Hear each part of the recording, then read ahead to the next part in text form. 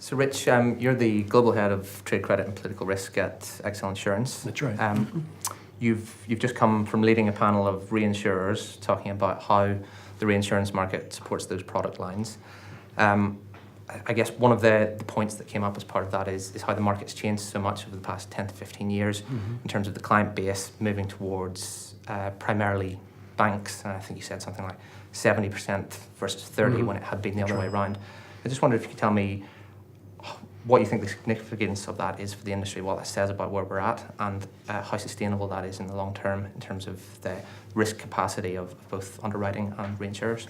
Well, I think what has happened because of that development is that we are now in a position where the business, because a lot of it is coming in from the banking sector, is actually growing exponentially.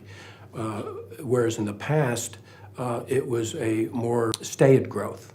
With the introduction of Basel II and Basel III requirements, where banks have to have a stronger capital base and they need to find ways to relieve their balance sheet of certain assets, this has driven a lot of banks to seek insurance and ultimately reinsurance from people like XL. We need our reinsurance to back that client base more so than in the past. So I think this will continue. I don't know whether or not it will be a trend that will change, but it certainly is going to be a trend that we will see for the foreseeable future, and I think a positive one. And you talked a bit as well about some of the more controversial topics in this kind of area of political risk insurance, things like trade versus non-trade or exclusions and some of these ongoing debates. To what degree do you think the reinsurance market sort of weighs in on those kind of dialogues, and how much influence do they have? Well, I think that they do weigh in. They do have influence, but the point I think has to be made that the market will generally drive the type of products and the nuances of those products into the marketplace. The reinsurers, because they are in the back of the value proposition, are generally the ones that will find that they are the last to react to changes in market circumstance.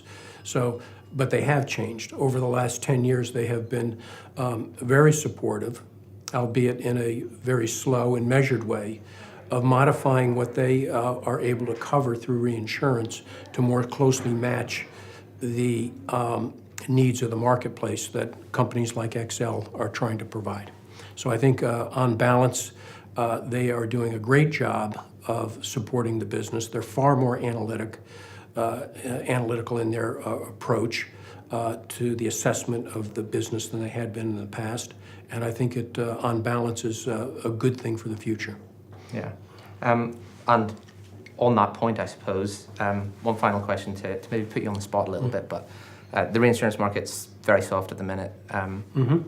When's that going to change? Do you see that changing, and what should we be on the lookout for? I think that's an excellent question. The reinsurance market certainly is soft in terms of the price, in terms of the terms that are being offered into the marketplace.